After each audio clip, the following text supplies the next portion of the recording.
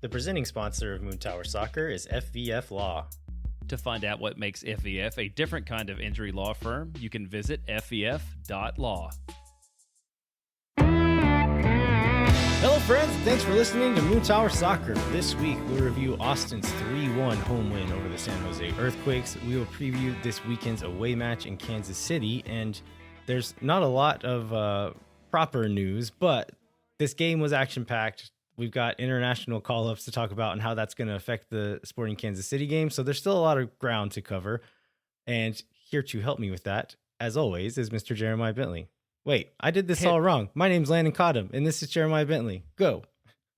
Okay, we got it. Yeah. Hey, everybody. I'm Jeremiah Bentley. It's funny how the slightest deviation from the norm that we've done hundreds of times so far can throw either one of us off. I remember once I said I am Jeremiah Bentley, and I didn't know where to go from there, as opposed to just the contraction I am. So we're recording this on a Monday night after like a day where we didn't have to go to work, which honestly makes show prep a lot easier, and I'm way less tired than I normally are on a Monday, first of all.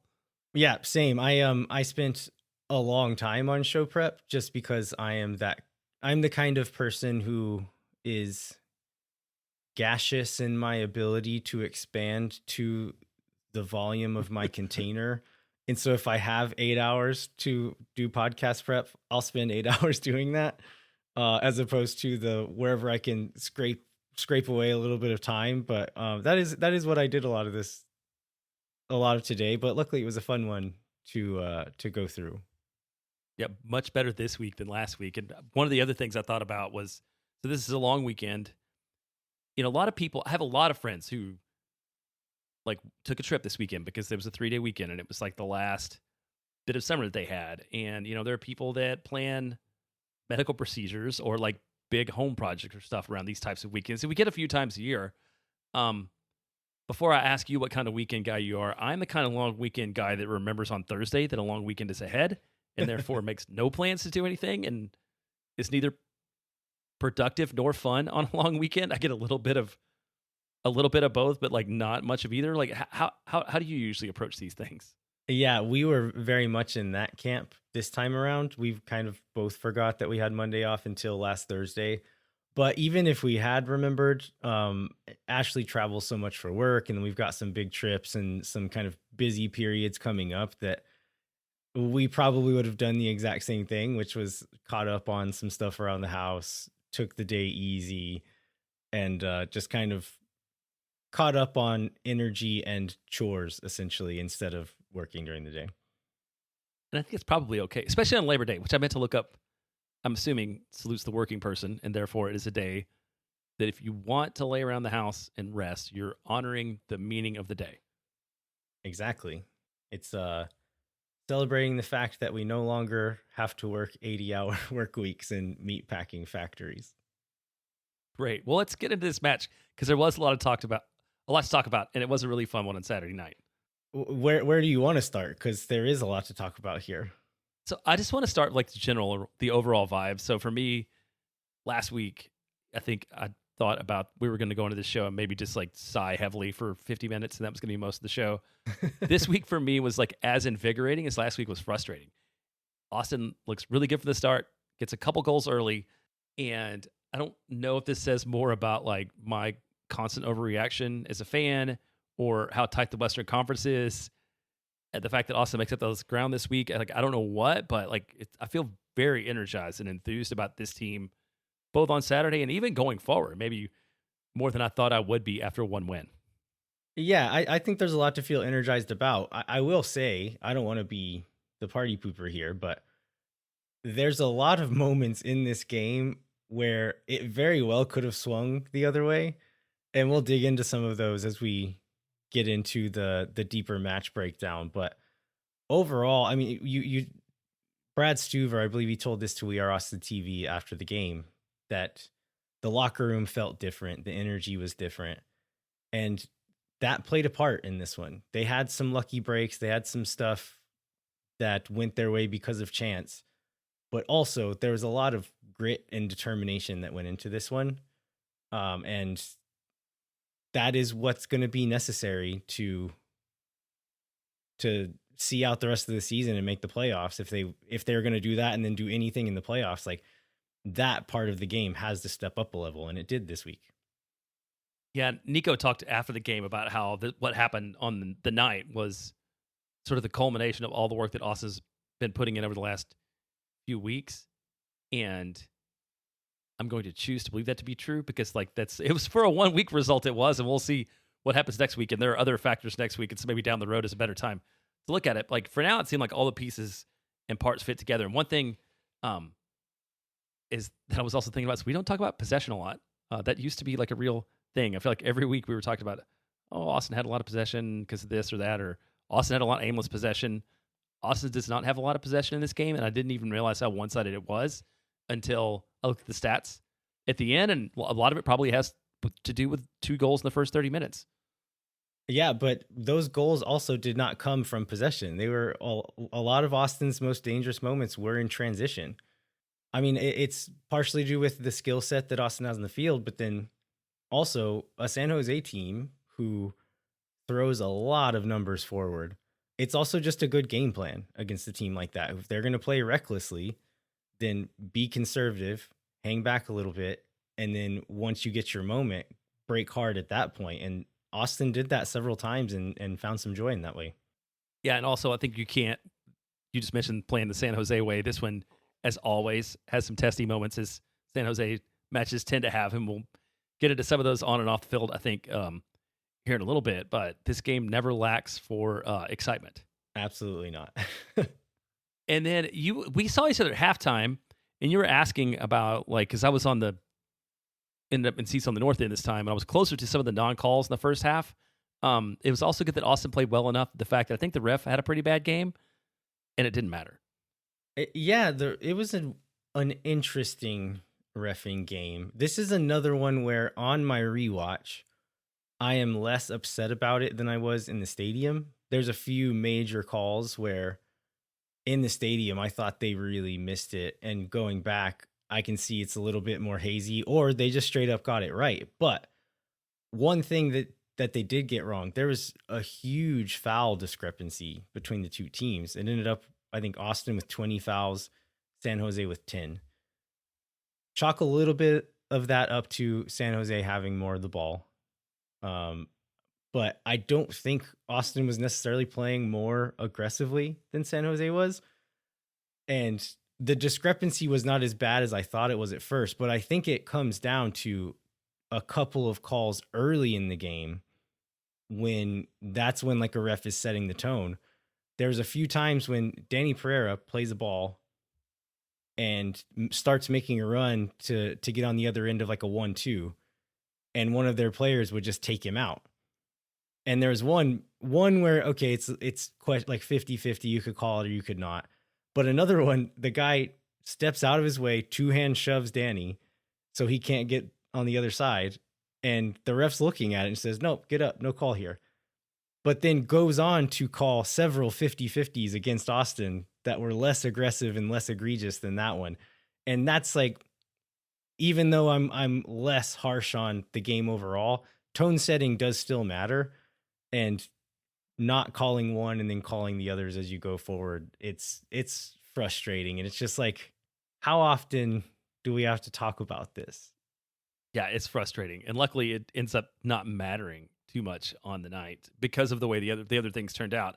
And then I think the next thing, I feel like in just about every victory, comes up in the opening bit. Like, are we just an Owen Wolf fan show now? Because again, another great night, great assist in the first goal, great weight on the ball. Just where we sat, we were really close to the field, and just like seeing him work with the ball in a way that almost nobody else in that game was like able to do was just super impressive. Yeah, we talk about it every week, but it warrants talking about every week because he gets better every week and does more of it every week. But not only the goal contributions here, but just several moments where he does a nifty little move out of pressure, and that allows us to keep the ball a little bit longer. And in a game like this, where we're winning, but against a team like San Jose, who is not going to give up, is going to throw everything they have at you, being able to hold on the ball for 30 extra seconds is important. And Owen Wolf allowed us to do that many, many times, almost entirely on his own. Yeah, and then just on top of that, the like gamesmanship slash poop housing that he has managed to advance into at the tender age of 20 is like elite level, I think. I love the amount of like the look on his face that I'm sure there's a better descriptor, but what's coming to mind is I'm too old for this that like that energy that Owen has in him at the age of 20 is so funny to me. But also he's like he doesn't react, he doesn't get angry, he's never emotional on the field. And I think that's going to be an asset for him as he's like that mature at such a young age. And then there's maybe we'll talk about we can talk about it here, but like Chicho Arango brings him down late in the game and Owen's just sitting on the ground just smirking at him. And Chicho is a very emotional player, right? And the fact that this 20-year-old kid is just like, yeah, I just played you, dude. And yeah, Austin FC comms team, like they got this beautiful photo of both of them on the ground after this foul and Chicho looking like yelling at the heavens and Owen's just smiling behind him looking at him. Like that is perfect and like a really great encapsulation of how Owen manages himself on the field. Yeah, and that calmness, like in those moments that you talked about, will lead to other players overreacting emotionally. And then when you talk about Chicho being an emotional player, I happen to know that he was like arguing with fans at 2:00 in the morning on social media, which again, never do that. What are you thinking? You're never going to win. So I feel like we left the last couple of weeks feeling maybe a little more down than the number of points we've gotten over the last few weeks and our spot in the table should maybe feel. But tell me if you think this take is right, that we've been conditioned in 3 out of our last 4 seasons. Not actually all 4 of our last seasons. All 4, yeah. All 4, even the good one. That at the end of the season, when we think things are starting to come together and we think we could or should be able to make a run, everything falls apart and we're terrible for the last third of the season. And so even though the numbers weren't looking that way, I think there was that along with some other things that were making people feel more negative. And this one, even though it's just one win after that stretch, I think it feels more positive because of how the game went on the field, but also due to some things that went on outside of our control. Yeah, so after this one, Austin's in 7th in the West, 6 on points per game because there's still a game in hand behind Portland, who's on 39, and Austin's on 38. But as you pointed out, so Austin gets help from a couple of the other teams in the West around them. So why don't you go over those? Yeah, so going into this game, San Jose and Colorado were ahead of us in the table. We, of course, beat San Jose, so they drop below us because that's kind of the 6-point swing you get from beating someone so close to you. Colorado, who was ahead of us, they blew a lead in Kansas City, and so we went and passed them. Did you watch the highlights or see any of that one? I didn't see any of that one. 6 goals. Colorado was winning 2-1, and they ended up losing 4-2. But that was a wild one. So we passed them. Portland gave up a really late goal in Minnesota to get a draw when it looked like they were going to win. They are still ahead of us in total points, but on points per game, because we have a game in hand on them, we're actually ahead of them on points per game. And so, and then the teams below us, like Houston got a win, but they are now 6 points behind us, and we have a game in hand.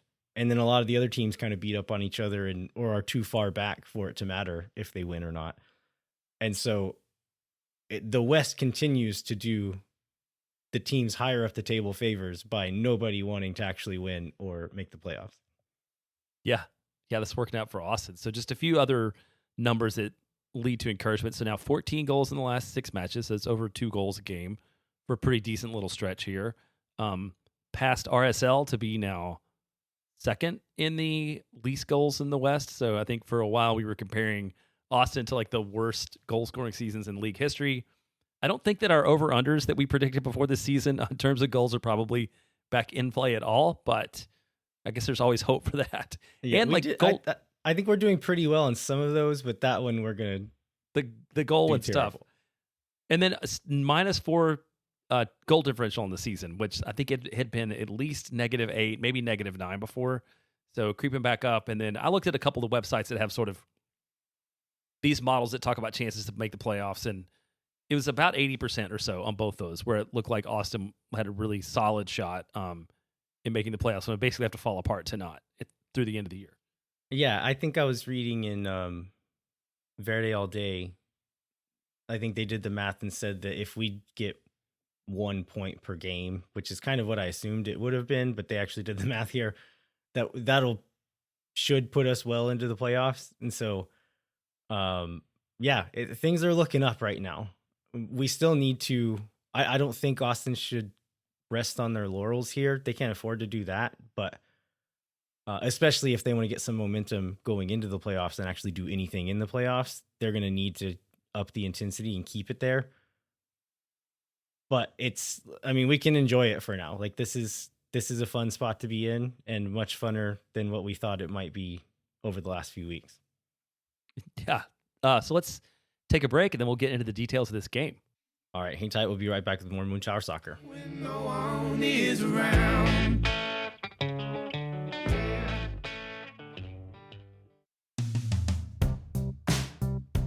Moontower Soccer is brought to you by our friends at FEF Law, the official injury lawyers of Austin FC. FEF is a different kind of personal injury law firm dedicated to community, transparency, and client education. And they have their own podcast called Summary Judgment. I listened to a little bit of it. I thought it would be like lawyers talking law nerd stuff. It is not.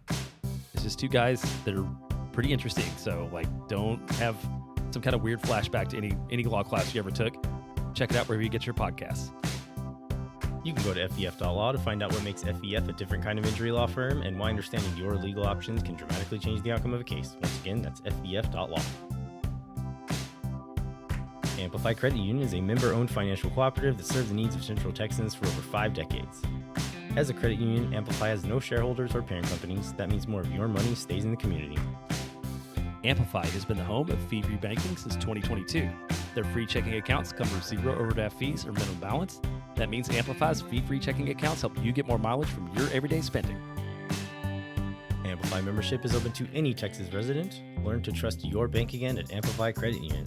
To learn more and to register for free parking at the Amplify Esperanza branch on game day, go to www.goamplify.com/moontower-soccer.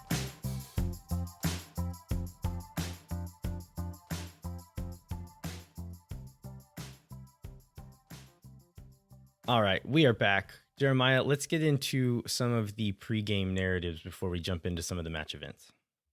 Yeah, and I think the big one to get into this health suddenly becomes an issue. I don't think anybody was expecting anything beyond Brandon Vasquez being out. We had heard rumblings of rumors of sorts, maybe that there was some concern about Ilie, but then the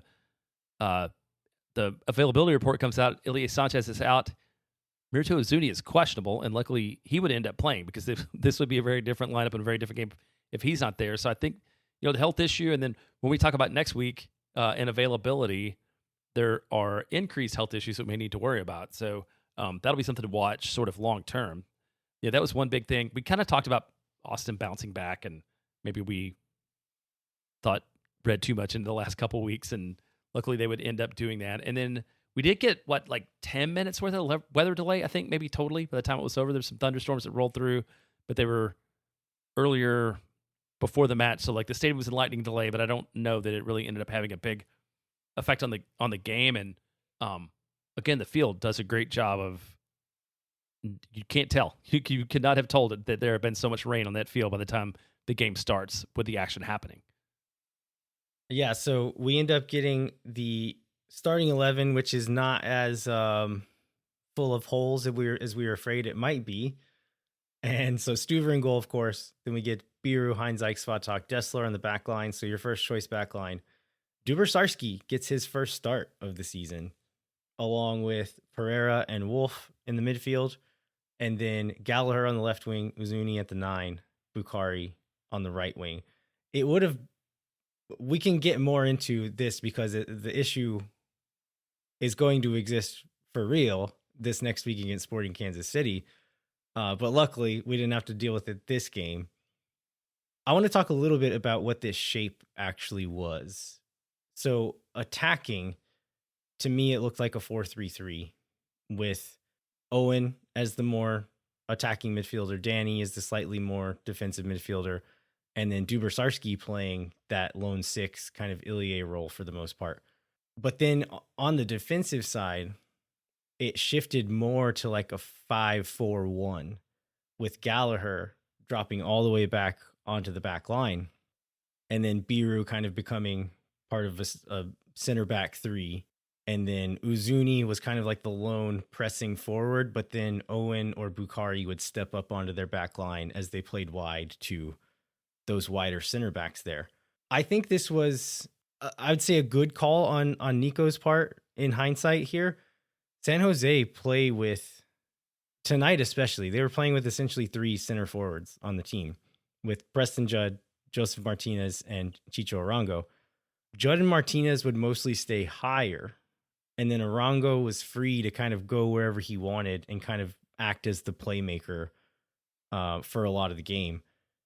But all three of them could kind of pop up anywhere, and whenever one of them would drop, any of the three is able to kind of lead that front line as well. They also play with attacking wingbacks, and so they would frequently, especially after we go up a goal, they would have five guys across the front line, like not in the final third, like as they're building up, there's five guys on our back line. And so when you know a team is going to want to do something like that, I think this is why Estevez went with this, and probably one of the reasons why John Gallagher gets the start here. So like having all five of them in the back there, that allows Gallagher and Dessler, when they would play wide to one of those wingbacks, it allowed them to step to them really aggressively and not have to have your wingers or your midfielders working so hard to get to those wide ones. And when they do that, you have those three center backs, so you're not leaving a big gap behind you. It also allowed those two wide, we'll say, quote unquote, center backs, the wide center backs being Biru and Svatak in that defensive shape. When one of those center forwards would drop into the midfield or do something like drop in to receive the ball, it allowed those guys to follow them. And so you would regularly see Biru follow Arango into the midfield and then chase him halfway across the field. And then if he's the lone left back there, that's a problem because there's a big gap behind him that somebody needs to fill. But with Gallagher back there, he could shift inside and become the nominal left back for that moment until Biru was able to get back into shape there. So I think knowing how they were going to play, this was a good call. And we've criticized some choices that Nico has made and kind of the lack of preparation that we perceived in some of these games. So I think it's worth giving him some credit for one on this night where it looks like he got it right. Yeah, and this is one I think throughout from the front to the back, like everybody, all the guys had just played well off each other. You talked about those transitions, you know, Brendan Hines, like later in the game, like bombing forward, like everybody seemed to know what they're going to know what they were supposed to do and seemed to really just connect well and organically. And maybe it's just the fact that a lot of these guys are pretty heavy into having played games together and maybe can finally read each other. But I think this is where the team may like unlock more of its potential, like down the road, is the fact that yeah, people are just, they're more intuitive when they're playing on the field together at the same time than they have been in the past. Let's get into some of these match events. So Bukhari really early on kind of gives San Jose a warning of the service that he had in store for the rest of the game. So he lofts this diagonal ball into the box. Owen Wolf is just barely unable to get on the end of it.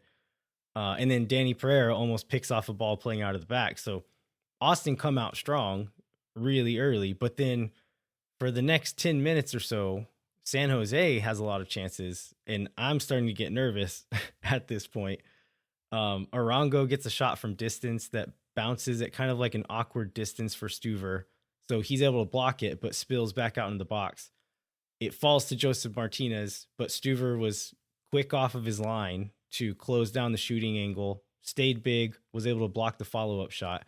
And I believe with that double save, that is then his 600th save in the last 5 years, which is that's a record for a 5-year period. Is that right? Well, it's the second most over the 5-year period. I believe it's okay behind Tony Meola, but Meola, I think it's like 8 or 10. I mean, it's one of these numbers I feel like he will surpass throughout the year, which then the question becomes, I mean, I guess great for Brad, bad for the team that they put in a position to need to save 600, have 600 saves in the last 5 years. I don't know. I think overall it's still great that he's disallowed so many goals. Yeah, for sure. San Jose continues their little stretch of offense here. They get a goal disallowed in the 5th minute. The ball is way out wide on the touchline. Arango just kind of whips in a blind cross from the right touchline. Martinez heads it in from close range. There is a pretty substantial shove on Svatak's back. With this referee, who knows if that would have been called or not, but luckily Martinez was like half a body offside when the ball gets played in. But I would have been curious what the call would have been had he not been offside, just based on how fouls were called the rest of the game. Yeah, I would not have wanted that one to be left a chance. They get another chance in the 9th minute. San Jose plays through our press. They have our defense on skates because of how quickly they played through our press. Ian Harkes plays a ball to Martinez, who's around the top of the box. The weight of the ball is such that Martinez could have received to feet and kind of cut it back onto his right and hit it from there. And I think that's what Svatak thinks he's going to do. But then Martinez cleverly just turns and lets the ball run across his body. And he's able to pass Svatak and get into the box. Stuver made the angle tough, and Martinez hits it wide. But we've seen Martinez finish much tougher shots than that over his career. So we get a little bit lucky on that one too. Finally, Austin's able to kind of get some traction back in the game, which leads to this Bukhari goal in the 12th minute. San Jose plays out of a little scrum in midfield. Dessler's able to chase down Ricketts, their left wing back, and then play it back upfield. Bukhari, who ends up being the goal scorer here, he deserves some credit for the start of this play as well, because he back presses when we lose that ball and puts them under pressure. And so it gives them a little bit less time. The ball ends up with Ian Harkes anyway, but Bukhari kind of closes down the amount of time he's going to have there. He plays it to Arango. Duber puts pressure on him immediately, is able to poke it away from behind. And that's what starts this transition attack for Austin. Owen picks up the loose ball, turns, and starts running. And I just, imagine you are one of 3 center backs who are they are like straight up center backs. These are not flex fullbacks. These are center backs. And you have Owen Wolf, Mirto Uzuni, Osman Bukhari, and then John Gallagher trailing, just from a sheer speed differential of 3 6'2" dudes, and then these 4 guys running at you. That would be terrifying. And if they were scared, then it proves that they should have been scared for what happens next. So Owen is driving, checks his options to both sides, but when he sees he has Bukhari on his right, he takes this little small touch to his right, which kind of opens up his body angle, gives him a more natural angle to pass, also opens up a passing gap for him to play it through, and then just plays an absolute perfect through ball for Bukhari. The placement, the weight, it was all very, very good. Bukhari takes one touch slightly inside, hits a shot, and again, Daniel, their keeper, comes off his line, closes down the angle. There's only a couple of places where he can put this, and we know he likes to go for that over-the-shoulder, smash it into the roof of the net kind of thing. Luckily, he didn't do that this one and chose the other option, which is across the face of the keeper, just tucked it inside that far post. And a really, really nice pass, really, really nice finish. And it's just great to see these 2 guys finish off a sequence in a way that, like we've said, these are ways that these 2 guys can improve. These are areas where these 2 guys can improve. And to see it back to back, Owen plays a great through ball. Bukhari makes a really good decision and makes a really good finish. And to see them both get rewarded there is great. Yeah, and I wanted to go back to the points you talked about, those guys that were running, because I was thinking about this. Austin originally, for the first at least couple years, was really well known as being like a slow team. And I don't know if Austin's a fast team now exactly in terms of top to bottom speed, but there are definitely guys that can run at you and cause a lot of trouble. And I feel like the emergence of Bukhari over the last few matches has been him being able to use that speed, but then like use that speed along with control to become more dangerous than he was in the past and become the player that we thought he might be when Austin brought him in as a DP. Yeah, I feel like I'm getting into Swoon Tower territory here, but I have to mention it. Owen Wolf in the celebration gives Bukhari a little kiss on the cheek. And the only reason I think it's so funny is because you see like the European guys, the South American guys, it looks like it comes very naturally to them. Like that kind of affection between men is very common. And to see Mirto or really any of the non-American guys like give someone a kiss on the cheek or on the neck or whatever in a celebration, it just feels very natural. Owen looked like it felt very unnatural, but he's like, I want to be one of the guys. I'm going to kiss my friend. Just going to do it anyhow. I love it. It was great. Later in the first half, Austin gets a sustained stretch of possession, which, like we said before, wasn't really happening a lot in this game. But it made San Jose work really hard, shifting back and forth, following balls in behind. And the next goal comes in this stretch. It says Uzuni in the 33rd minute. San Jose is playing around the back. They play forward, hit a dead end, drop it back to the keeper. He hits a first-time ball with quite a bit of pace out to Reed Roberts, who is the left-sided center back in their back three. The pass was interesting to begin with, but then Reed Roberts mishandles the ball. It gets behind him and is headed out of bounds. He runs to recover and stop the ball, and he does that thing where you'll like step on top of the ball as you're running, but your momentum is going to keep you going forward. And so he's thinking, I'm going to step on it, run past it. When I can stop, I'll turn around and then clear it up the field or something. He stops the ball, steps out of bounds, and Jeremiah, we've played out on that field. At the end of the natural grass, what happens next? Oh, then there's turf and you will slide, especially if it's wet. It's like essentially thin carpet on top of concrete. And yeah, Reed Roberts hits it and both feet come out from under him and just leaves the ball on a platter for Bukhari to come pick up and drive at a single defender standing in their 18-yard box. And so he pushes that goal, makes the defender commit to him. Uzuni is also running with him, and Uzuni has a choice to either cut back and stop at the penalty spot or make that back post run. What I read is happening is he sees Dessler's trailing him. So he says, okay, Dessler's going to take that penalty spot. I'm going to make the far post run. Or it could have been, I want to score a goal. I'm going to make the far post run. Either way, it was the right choice because Dessler was there. So Bukhari tries to thread that needle. It takes a touch from the defender, then a touch from the keeper, but still makes it through on the intended path for where it was. And Uzuni slides in and bundles into the goal. Dessler looks a little bit upset after this one because he wanted that cutback. And it was probably an easier pass than the one he ended up making. But it all works out in the end, and Dessler was happy after a couple of seconds of pouting for not getting the pass. Yeah, I was looking at the X goal on this shot as 0.99, which I think has got to be among the highest I've ever seen. Probably I would have still failed at it somehow. I was going to say, I think that's unfair. I think that's not reflective of what happened. Because of the deflection, I think Uzuni deserves some credit for staying focused because I think he plays it with his knee.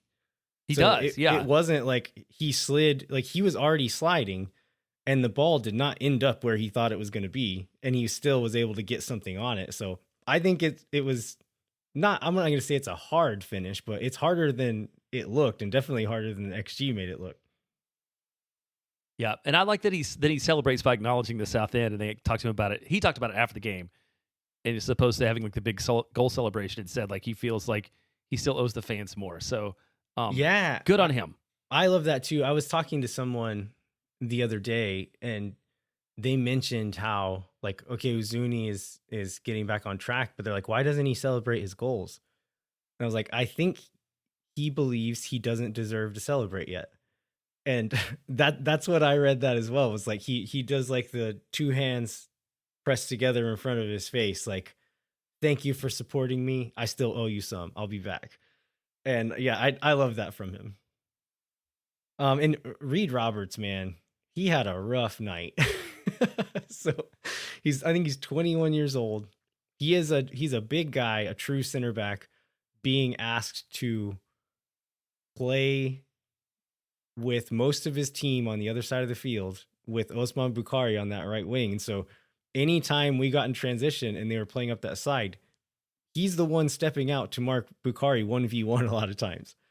And so we talk about Austin's back line in the past not being fast or whatever, and maybe they're not that fast this year, but our coach is no longer asking them to defend from midfield with nobody else there helping them. And that's exactly what Bruce Arena was asking these guys to do on this night. But he's the one that Bukhari runs past on the first goal to score. And then he has this error that leads to this goal. And then when he slipped and fell, he then has medical attention come out on the field. And I don't know if he's actually injured or if his pride was hurt and Arena just was going to pull him off anyway. But a really rough 34 minutes for Reed Roberts on this one. Yeah. So that takes us to halftime. San Jose makes a sub. Jamar Ricketts was their left wing back. They take him off and put on Usini Buddha at wing back still, but Usini Buddha is not a wing back. He is a attacking, speedy winger. And so I think that was a signal that San Jose is not going to lay down here. They're going to throw everything they have at us, and we're going to put more attackers on the field and see if you can stop us. That will end up coming into play later, but the first play of the second half almost changes this whole game and maybe puts it to bed. There's a clearance that falls to Arango. Danny Pereira is able to take it off of him, turn, and start a counterattack. John Gallagher starts making a run up the left side. Danny plays him through. DeJuan Jones slides to win the ball from behind him, but misses and takes Gallagher out. There's one defender maybe catching up to him, but I think this play probably ends in a dog-so red card for San Jose. But instead, John Gallagher gets called offside. And the reason this is frustrating is he didn't have to be offside. John's run was, the timing was good. But Danny Pereira takes an extra touch before playing him through. And we didn't ever get a good angle of the offside call. So I'm not sure if he was or by how much, but if Danny plays it on his first touch instead of his second touch, there's a lot of space there. And either that puts Gallagher in 1v1 with the keeper, or if the foul still happens, he's onside, and that leads to a red card for San Jose, and they're down a man the rest of the game.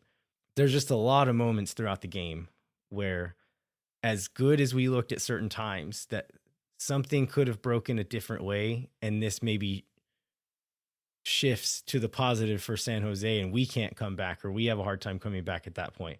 And this is one of them where I was thinking at this point, like, if we lose this game because of this moment, I'm going to be really, really disappointed. You sound like such a coach, Landon. Like, we got a lot of stuff to work on, guys. We're going to celebrate this victory. Get back out there Tuesday. That's right. So San Jose does get a goal in the 53rd minute. Dessler and Budo had a nice little battle going out over on that side. I think he takes the ball off of him and then is dribbling back towards his own goal, and then Budo wins it back off of him, and then Dessler fouls him. So it's near the corner flag. Both teams set up. It looks essentially like teams are setting up for a corner, except Budo is taking this free kick from like 10 yards off of the end line. San Jose has two players at the top of the box. Uzuni seems to be the player designated to rush the ball if they play it to one of those two guys, but Austin doesn't have anybody marking them. Every Austin player is inside the 6-yard box. Buddha hits a worm burner towards one of those guys at the top of the box, DeJuan Jones, who's the far man. Uzuni rushes out to try to win that ball, but he misreads it, and he's caught off guard by how much spin there is on the ball, and so he takes a bad angle. And when the ball gets to Jones, Uzuni's not in a position to challenge the shot at all. So there's a wall of Austin players. They stop the initial shot from Jones, but it's hit so hard they just have to stand there. They don't really have any choice as to what part of their body hits it or to even try to clear it or anything. And then the rebound falls to Muni inside the 6-yard box, and he just punches it in past Stuver. If Uzuni reads this ball better, I don't think it matters, but I feel like someone else should have been ready to step to Jones on that other side, right? Like you can't let someone just take an uncontested shot from the top of the box like that. Right. There's a bunch of guys standing around Mooney, which is why I thought it was a decent effort on his part to get it in, but also why are there a bunch of guys standing around him and not somewhere else closer to the point of attack? Yeah, okay, Uzuni was going out and he misread it, but you would think you could spare one more person if the ball's going to the top of the box. Okay, you run to this guy, you run to this guy, but nobody did it. Everyone just stayed in the 6-yard box. And so I don't know if that was as planned or if Estevez will be showing that on film later and saying like, hey, somebody's got to do better here. But that was a weird moment here. Yeah, and then it almost leads to, for a moment here, looked like it was going to be knotted at 2. 5-6 minutes later, Chicho gets a great attempt, and there's a great save. Yeah, it's Arango hits it from the edge, like outside the box. Austin's like poison, a deflected shot, which it hits Svatak's foot, pops up. It is on target at that point. And Stuver is able to react really well and punch it over the top of the goal. But man, I was like, it's going to happen again, isn't it? We're going to blow this and we're going to lose this game or like draw this game. And luckily, a little bit after that, we kind of start working our way back into the game. But I was very scared for a little bit there. The next moment is Brendan Hines-Ike's big run in the 63rd minute. We play Gallagher in transition up the left-hand side. He runs into a dead end, has to recycle it back, goes all the way over back to the right side, and then they swing it back centrally to Hines-Ike. All the San Jose players from the transition moment and then from shifting back and forth, they're all tired. And so nobody steps to Hines-Ike, even though he's on the ball at midfield. And so he pushes forward. Nobody stops him, so he keeps going. He approaches the edge of the 18-yard box. Muni finally kind of sets to face him up, but is still mostly trying to mark Gallagher, who's like in the middle of the box and calling for a ball in behind. Muni's focus is taking that pass away, and he does a good job there, but Hines-Ike recognizes it and just swivels his hips and pushes past Muni to the left and gets inside the box, like the 6-yard box, plays a ball across the face of goal with his left foot, and it misses the far post by like 6 inches or something. Like that would have been incredible. That would have been a very fun way to kill this game off. Yeah, absolutely. We get some subs right after this. Rubio comes on for Uzuni. Uzuni was upset to come off the field. I didn't see this in real time, but on the replay, you could see him asking coaches like, hey, what gives? Like, why are we doing this? But he's listed as questionable. You'd think you don't want to push it a little too far if you think he's not fully fit and then is going to be doing a bunch of travel and maybe playing for Albania. So I understand why. Uzuni apparently didn't. And then we get Sabovic for Duber-Sarski, which only lasted about 20 minutes because then Sabovic is subbed off with injury at that point. Austin finally starts to regain a little bit of control of the game at this point. They eventually get that third goal to put the game away in the 77th minute. It is an own goal, but I think Austin deserves some credit here for the well-worked sequence that led up to it. Yeah, absolutely. And you talked about how you were telling me before the show that you have Osman Bukhari in a fantasy league and you're going to be really disappointed with the opportunities that he didn't get between not getting the assist on the last one and then just making a great run. I think it was in that ball that he gets is a ball from Owen again, right? Yeah, so Rubio puts in a really strong tackle on DeJuan Jones in midfield, wins the ball, plays short to Owen. This is just one of these little magic Owen moments where Jones is closing him down, and he just does this tricky little hip swivel to take a touch past Jones, and he's out of the play. Then he keeps dribbling, draws some defenders towards him, plays wide to Bukhari. Bukhari has a player out wide of him and then one inside as well. So there's not really anywhere for him to dribble. There's also nobody in the box. And so he just kind of takes a pause, lifts his head up. He sees Rubio making a run towards the back post. And San Jose's defense is all out of whack at this point because of the kind of the crazy stuff that happened before then. And DeJuan Jones is jogging back into the box, but there's no way he's going to get there. And so Bukhari just plays like this teasing ball on the ground that's looking to curl behind a couple of defenders and into Rubio's path. Bruno Wilson, who one of those defenders, is the player who subbed on for Reed Roberts. So Reed Roberts is doing so bad, we're going to pull him off. Let's get Bruno Wilson out there. He goes full extension slide to try to block it, but barely gets a toe on it and just redirects it straight onto the goal, and it rolls into the net. And our friend Long Cow described the speed of this ball as, quote, cinematic. And I thought that was a very funny way to put it. But it was like really a spectacular and entertaining own goal because of like the speed of it and everything. But I mean, I think Bukhari, like the vision to see that run and then like the curl and the weight on that pass, I think it was going to find Rubio on that backside. And he had Daniel, their goalkeeper, off the line in a pretty awkward position that I think Rubio scores if this doesn't go through. So like credit to those two guys for setting that up. Credit to Owen for springing that play. None of them get statistical credit for it, but they created all of this. Yeah, I think you're right for sure with Rubio. He was in a great spot, smart run. It's like kind of what you can get out of a fresh Diego Rubio too, right? The guy's, not, you don't want him playing 90 minutes every game, but like he's still a solid contributor when he has the chance to do it. So I think he probably does finish that. If it doesn't turn out to be an own goal, but it does. My dad had a funny comment about this goal.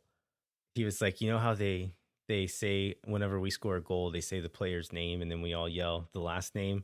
It would be funny if they said this defender's name on the own And goal. we all, and they said, yeah, goal scored by Bruno Wilson. Not long after this, Savovic almost gets a fourth where we have a free kick and Owen plays it quickly to Savovic into the box. And I think he should have played an early shot and just kind of hoped it works. Instead, he takes a fake shot, takes a touch, and then by then there's a bunch of traffic in front of him. But after that, Austin kind of go into defense mode and just kind of see the game out mode. And we're able to keep the game fairly uneventful for the rest of the time. Yeah, I was just looking through all the chances. There's a couple Buddha chances. There's like one Harks chance, but like nothing's very high probability. So Austin does do a good job of seeing it out and finally nailing another multi-goal victory, which hasn't happened in a few matches. Let's move on to what we liked, what we didn't like, and what we learned, and see if we can cover whatever's left of this game. Okay. So number one thing I did like was John's cowboy outfit from in the pregame. I almost loved it, and I was trying to figure out why I didn't quite love it. And I think it's the disparity between having his like Louis Vuitton shaving kit along with a giant cowboy belt buckle and cowboy hat and all black outfit. Like it was just a little bit incongruous for me. He also had his long dangly earrings on still. Oh, that's true too. That's true too. His like pure Euro boy dangly earrings, which it made me like it more, honestly. I like that Jean has gotten more comfortable and kind of become a personality in the locker room and kind of found his place here. And he said it was to honor the start of UT football season, right? Yes, which is kind of hilarious too. That a person from Europe, when you think about football, I guess when you think about America, probably you think about football and Cowboys, that they go together. Which I really appreciate, because that's how I got into soccer. Like I studied abroad in Spain. I didn't know anything about soccer, but I said, hey, this is important to the people here. I'm going to learn about it. And as a former study abroad professional, sending college students to other countries to hopefully broaden their horizons and learn more about other cultures. Most of the students did not do that. They mostly went to drink cheap wine with their fraternity brothers.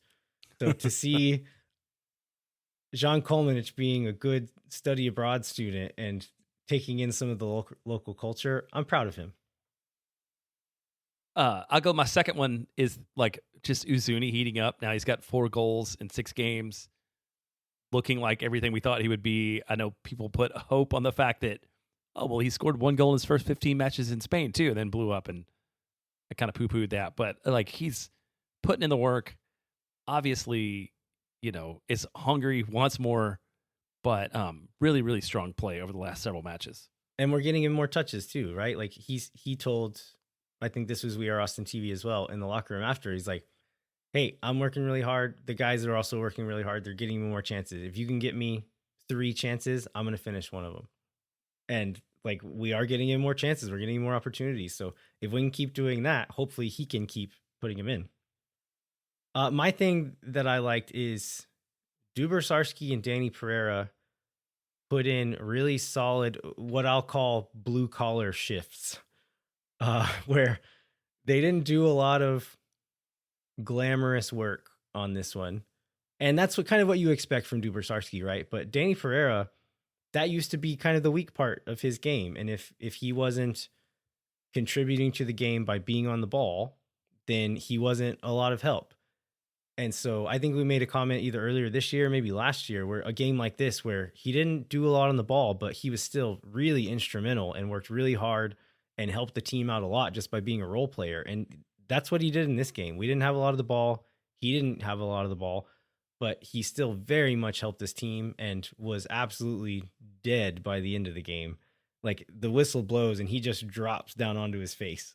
And I don't know if he's if his emotional weariness or physical weariness, or probably both, but he worked really, really hard in this game and didn't have the kind of like mental lapses we've seen late in games before. And so I'm really proud of him. And then Duber Sarski, I mean, he was really good being disruptive on the defensive side, including taking that ball off of Chicho Arango that led to that first goal.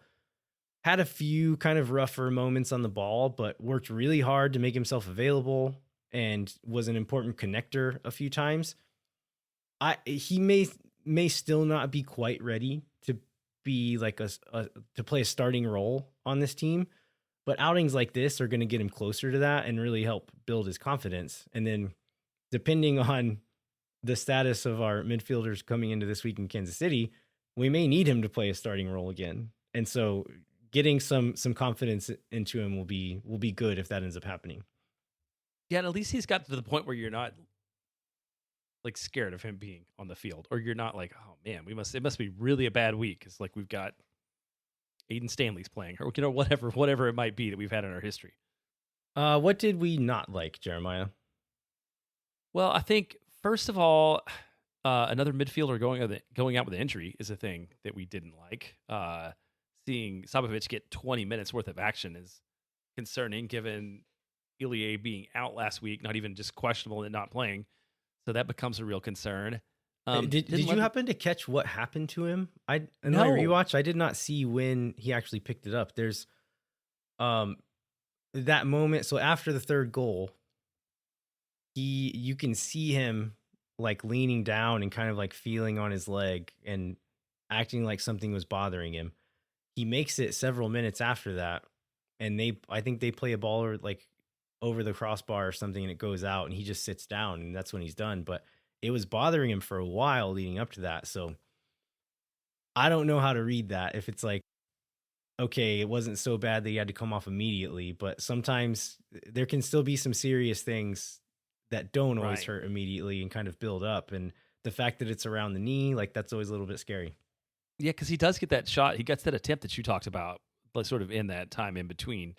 But I don't know. That'll be definitely one to look out for in the midweek press conference. And then I did not love the attendance. There's a lot of sold seats without people in them, or in a lot of sections of the stadium.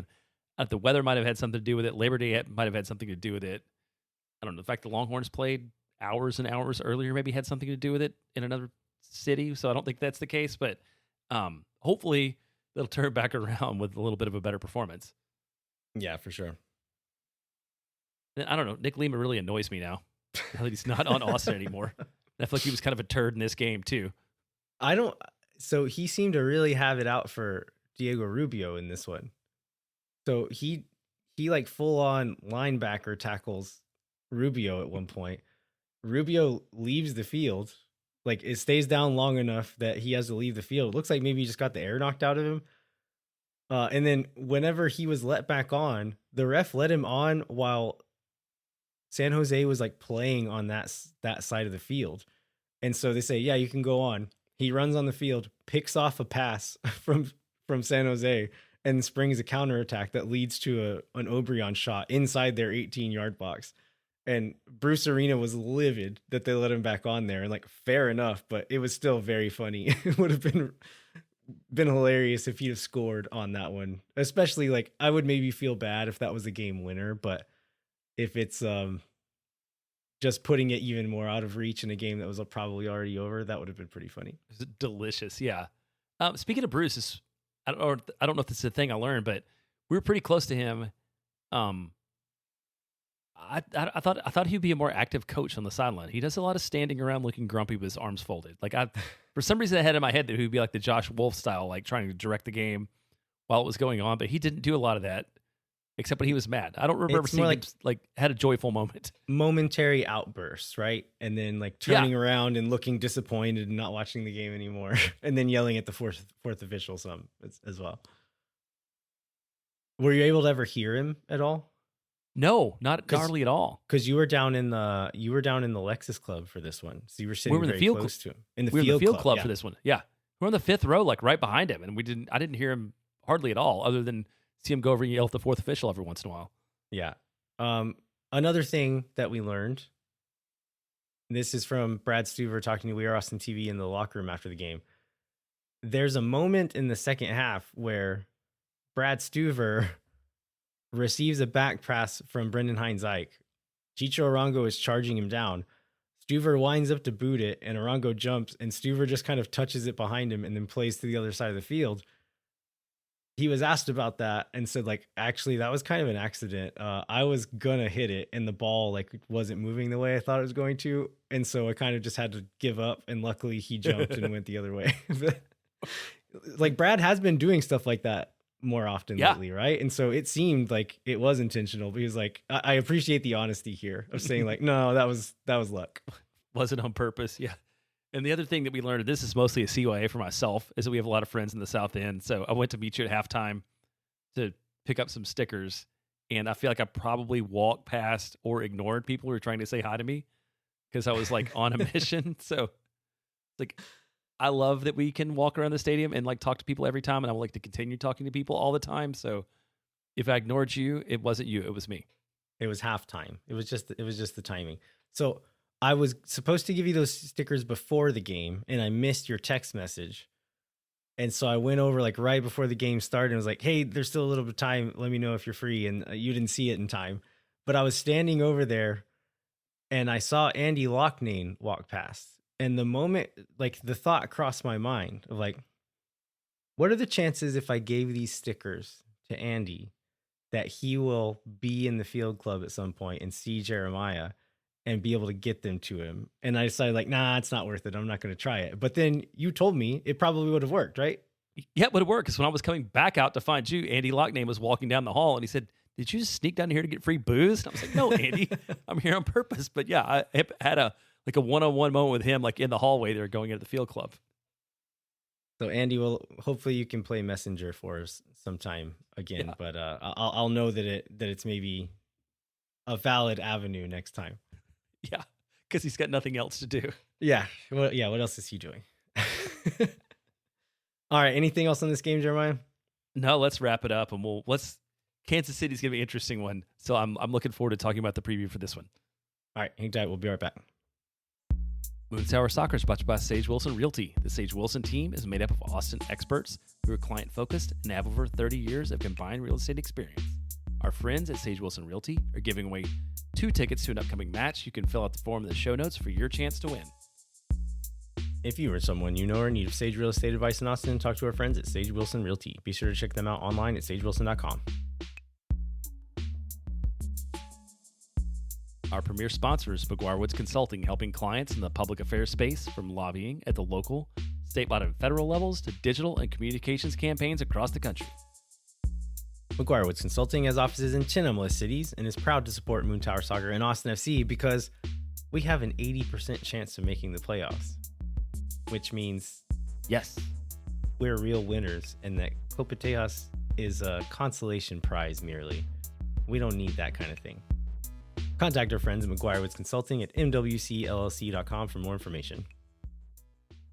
All right, we are back. We don't have a ton of news aside from a flurry of international call-ups, but those all play into our upcoming game. So we're going to kick it right off with our Sporting Kansas City preview and kind of wrap the news into this segment. Yeah, I think that's the part that makes the most sense. So this one's going to be on Sunday night, September 7th at 7 p.m. If you haven't followed Sporting KC this year, they're currently 13th in the West out of 15. Before beating Colorado in that comeback that Landon mentioned earlier, they had lost 5 of their last 6 matches, and the other being a draw. So they were on a pretty negative slide. They have the 4-2 comeback victory. We'll get into maybe what we can expect to see from Sporting KC and who to look for in a moment here, but Austin has a lot of guys out. I remember year 1 and even year 2, they would have these international breaks. And, well, I remember the first year, people would make fun of Austin because, like, they were the only team in the league, I think, at one point that didn't have anybody out on international duty. And it seemed like for that team, that was probably a good thing because they couldn't afford to lose any players. And I feel like now we're seeing absolutely the other side of international duty when you combine that with, like, injuries here now, too. So let's go through some of the guys that are going to be out for this particular match. Yeah, so Danny Pereira was called in for Venezuela. They have World Cup qualifying games on the 4th and the 9th. Mirto Uzuni is out with Albania. They have a friendly and then a World Cup qualifier on the 4th and the 9th. Svatak is going to be with Ukraine. Both World Cup qualifiers on the 5th and the 9th. Cascante was called into Costa Rica. They have World Cup qualifiers on the 5th and the 9th. And then Jimmy Farkerloon was called into Liberia. Micah Burton called into the U.S. U20s. And then Irvin Torres was called into the U.S., I think, U19s. 19s, yeah, U19s. Withdrew for injury, I believe. I normally maybe wouldn't spend time on these second team guys, but it's going to come into play in this one, isn't it? Yeah. Yeah, so let's... we also have these injuries on top of this. So Ilie, we don't know when he's going to be back. Didn't dress for this last game. By the way, he was wearing like gray slacks and the warm-up top after the game and just looked very funny as a guy who's like normally kind of fashionable to like just be wearing a jersey tucked into slacks was very funny. But if he's unable to go, if the Savovic injury is substantial enough to keep him out this week, that leaves us very thin with those combined with these international call-ups. I was counting, there's a potential there may only be 16 first team players available to name to the matchday squad, and I am including Riley Thomas on this, who I don't think has made a bench in a long time. Guys you could call up that are like on the first team: Micah Burton, Jimmy Farkerloon, both out with national team duty. Irvin Torres is not on the first team, but you could give him a short-term call-up, but he was either going to be out with the national team or is maybe injured now. Maybe he makes enough of a recovery that he's available, but I wouldn't count on that. Riley Thomas can come up, and I would expect to see that just because it doesn't cost you anything to have that extra body there. Who else could we see get called up onto this bench to pad it out if we need to? Because there's not a ton of other options, right? Like you'd have to use short-term call-ups on these. Right. And we think Antonio Gomez is maybe one of the ones that's available. There's not a lot going on the second team where you would want to like dip into that group of players once you get outside of the guys that we've already talked about. And one of the other things, so this 16 also includes Djordjevic, right? The center back, who made the lineup, but I mean, didn't make the lineup. Who made the bench? Didn't see the field, but it's not somebody you necessarily want to rely on a lot either at this point in time. But we're almost going to have to.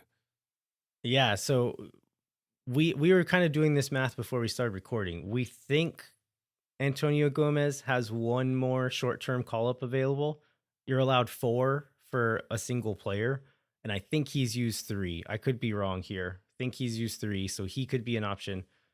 We talked a couple of weeks about Alistue, the Spanish player who's been doing really well for the second team. He could be called up for a short-term call-up to give some depth in the midfield. But this is going to be a very thin team, and we'll talk a little bit more about how we think Austin's going to line up. But what is Sporting Kansas City looking like for this one? So for Sporting Kansas City, they don't have quite as many folks out, but also, they're not very good to begin with. So Basong will be out on international duty. Ian James is out on international duty. Manu Garcia was out with a quad injury this week, so he may or may not be back. So they're short 3-ish guys in a team that does not have a lot of depth. Maybe why don't you go into who we should look out for Sporting KC? Yeah, I mean, Dejan Joveljic is their main man by a wide margin this year. He has 16 goals on the year. He's one of these. You would probably recognize him from the Galaxy if you haven't watched Kansas City from a couple of years ago. He's one of the victims of them doing well and having to kind of blow up their roster. And he was a guy who was kind of due a paycheck and they couldn't afford to give it to him. And so he ended up in Kansas City. And he's done really well for them, even though they're not very good. He has 16 goals. Manu Garcia that you mentioned is the number 10 they brought in. He's been pretty good, and would be their second to watch, but he may or may not be available for this one. Shapi Suleimanov, who maybe he's Russian, Ukrainian. I don't remember exactly where he's from, but he was supposed to be one of their big guys. I'm not sure exactly what's going on with him, if it's been injuries or just lack of production, but his numbers haven't been great this year. And then a kind of an old hand with them at this point. I still think of Daniel Shallowy as a young guy. He must be in his late 20s now and has been with them for a decade probably. On his day, he's really good, but he just hasn't been able to produce consistently for them. I don't know if that's a lack of service, a lack of talent around him, or if it's more to do with him. But his numbers over the last several seasons have not been all that great. And then Mason Toye is one of these other guys that I feel like for 6 years, people have been saying Mason Toye is finally going to get a chance. He's going to get a starting job and do something. And it's just never happened. And so has some potential, but just consistently hasn't put it together. Our hope here is going to be that all these guys that can look good don't all look good on the same day. Yeah. Otherwise that could be a problem. But I mean, they have the most goals allowed in all of MLS with 57.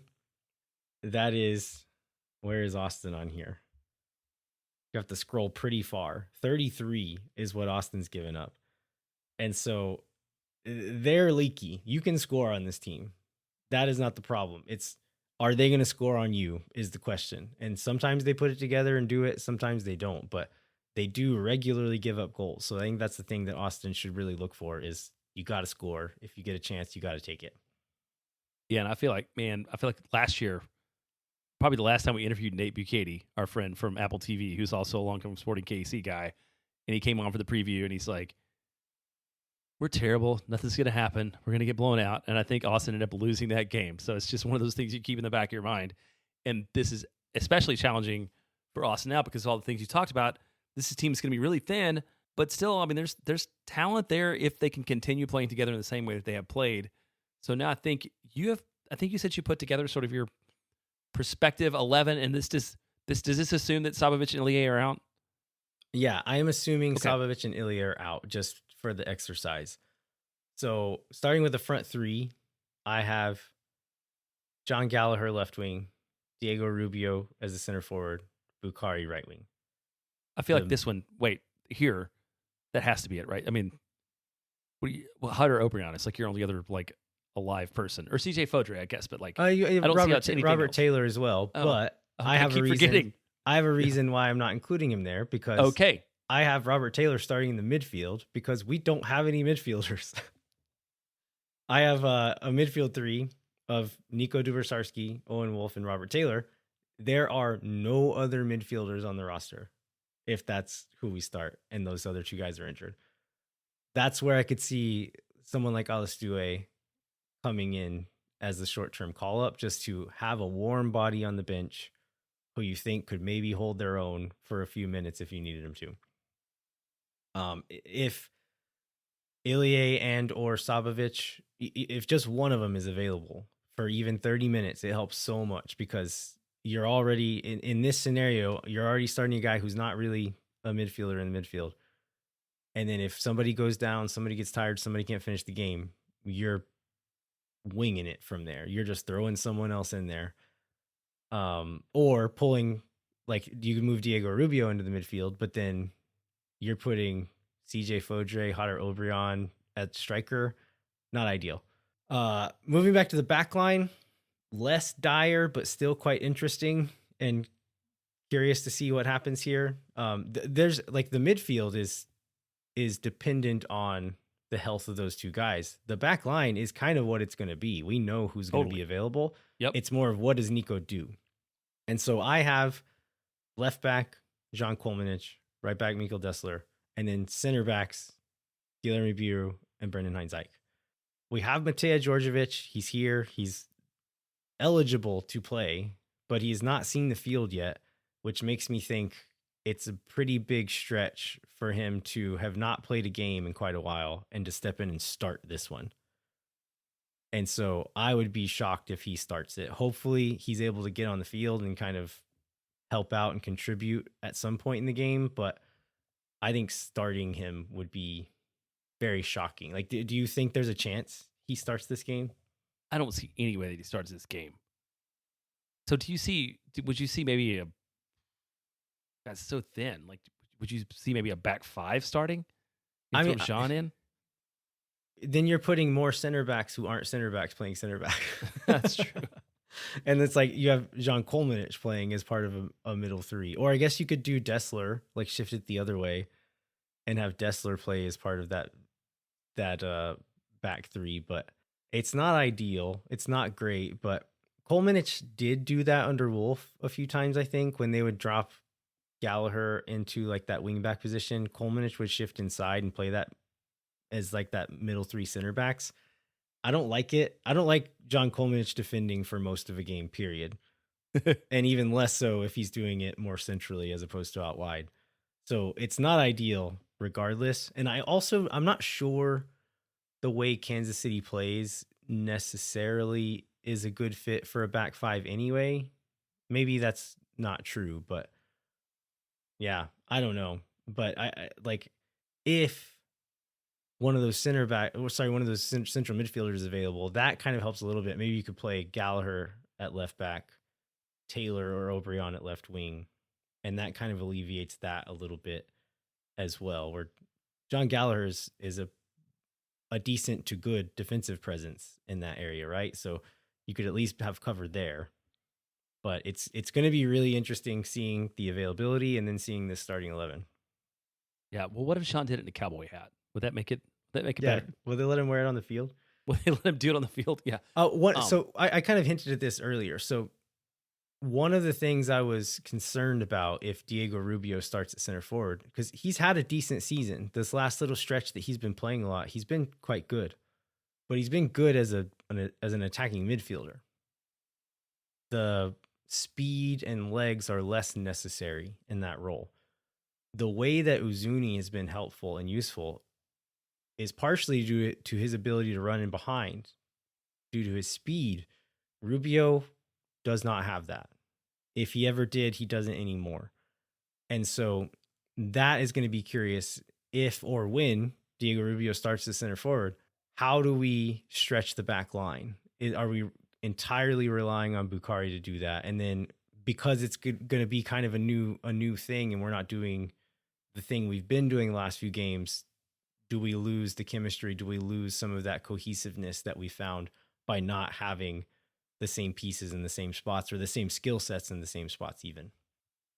Yeah, it'll be a challenging one. Like you said, like the availability, the health really is important in this one. It'll be tough. I mean, I guess the good thing is the guys who have been connecting that have created a lot of the trouble in the overlaps. If you look at Desley Bakari, Owen, Biru, like most of them are still there to do their thing. Yeah, that's true. That's true. It's like Rubio can occupy center back.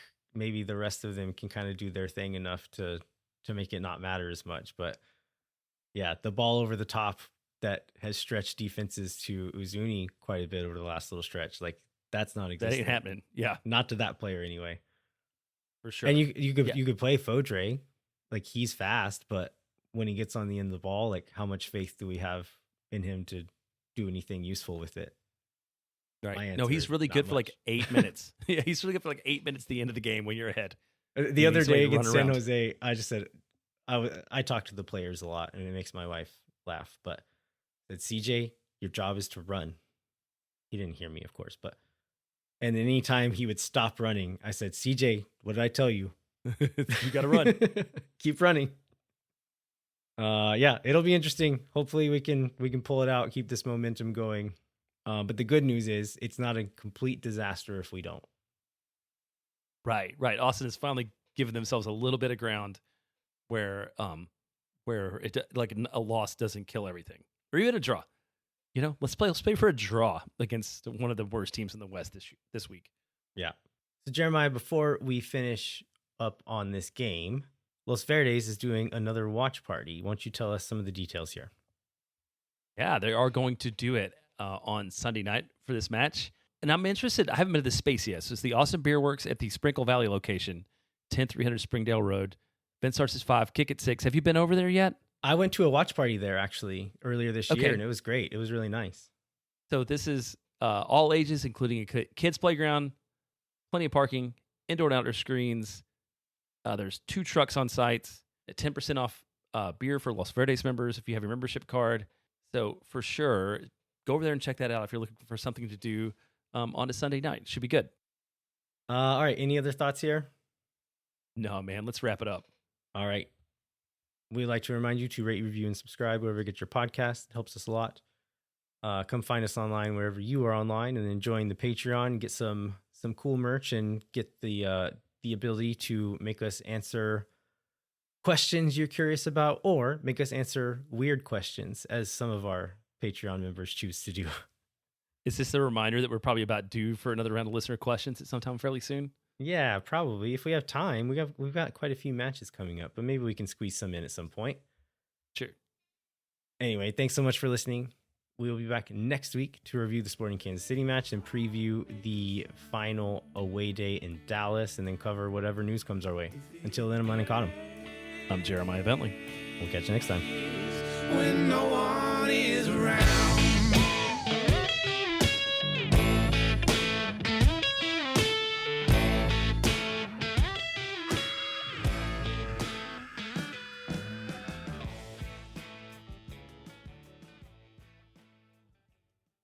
Think for nothings, you never. La gente. Oh my God. Because they love cheap boom boom sauce. Yeah.